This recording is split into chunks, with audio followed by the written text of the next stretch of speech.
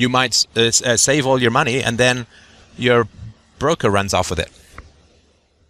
And, you can't get it back or whatever. All of these things. So I don't know any way to make the argument that people should not be lazy. They should work hard. They should save their money. They should get a good education. I mean, I don't know how to make that case in a rational way. And so from this standpoint, self-interest is a very tough thing to figure out. Now, we've talked about things that are not particularly moral, right? I mean, working hard versus not working hard is not a moral decision.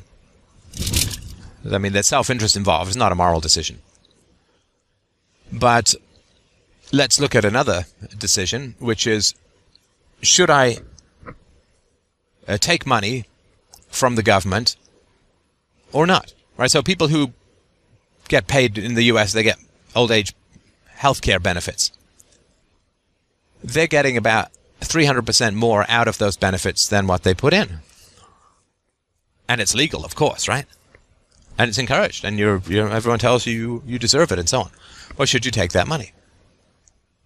If you're on welfare and you have 5 kids by, 5.2 different fathers, there's a very confusing orgy at the end. Should you take the welfare money? What are your alternatives if you don't? If you have 5 children, you can't conceivably get a job that will, assuming you're kind of not educated very well, you can't conceivably get a job that will pay you enough to have them go into a daycare of some kind. You can't possibly do that. Putting 5 kids in daycare will cost you thousands of dollars a month, and you can't really get a job that will make that worthwhile. Plus, you lose your welfare-granted healthcare benefits, subsidized housing, maybe food stamps, whatever, right? I mean, lots and lots and lots of benefits to go. If you do that, say, well, what's your self-interest? To work at a crappy job and lose money and lose benefits and not see your children, or to take this magic money that shows up in your mailbox that's legal and approved of and so on. What is in your self-interest? Well, I guess the libertarian rational self-interest argument would be that you should go and get the job and you should give up all these benefits and all that because you're then not violating the non-aggression principle and so on, right? Well, that really only matters if you have a unbelievably rigid, which is not to say bad, but an unbelievably rigid interest in upholding the non-aggression principle. Well, in her self-interest, it is to her benefit to stay on welfare, stay home with her kids, and take all the benefits. That is in her self-interest. And we know that because that's what the vast, vast, vast majority of people in that situation do. And so that's what they perceive to be in their self-interest. The public sector workers who retire at 50 and on a full pension, and oh my goodness, didn't they throw their back out in some ill-defined way on their last year of work, and so they get an extra 2/3 of their pensions are tax-free, and they make $100,000 a year, most of it tax-free, and they can also go and get another job, and they can go on vacations. I was reading about one British doctor who retired at like 53 or something like that, and he goes jetting off to Acapulco, and he goes jetting off to Mallorca, and he basically says, this is a pretty sweet life, I wasn't that much fun being a doctor, lots of sick people, and I've got this great life, I can take my kids on these great vacations, and got a grandkid on the way, a nice car, beautiful house, and no financial worries for the rest of my life after working for 20 years kind of thing. How are you going to argue against his self-interest? You shouldn't take that money because it contributes to inflation for the young. You shouldn't take that money because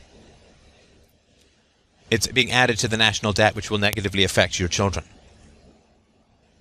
That is a case that you will simply not be able to make with any degree of effectiveness. The counter-arguments are, well, I paid into the system, but you're getting more out of the system than you paid into it. Well, I was forced into the system. What am I going to do? Return some of the money?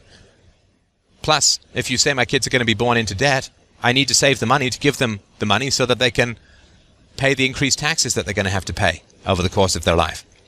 And plus, if I'm the only person who gives this money back, and I can guarantee you it'll be me and 2 other guys, then it's going to have a huge negative net effect on me and a completely invisible non-effect on government spending of the national debt.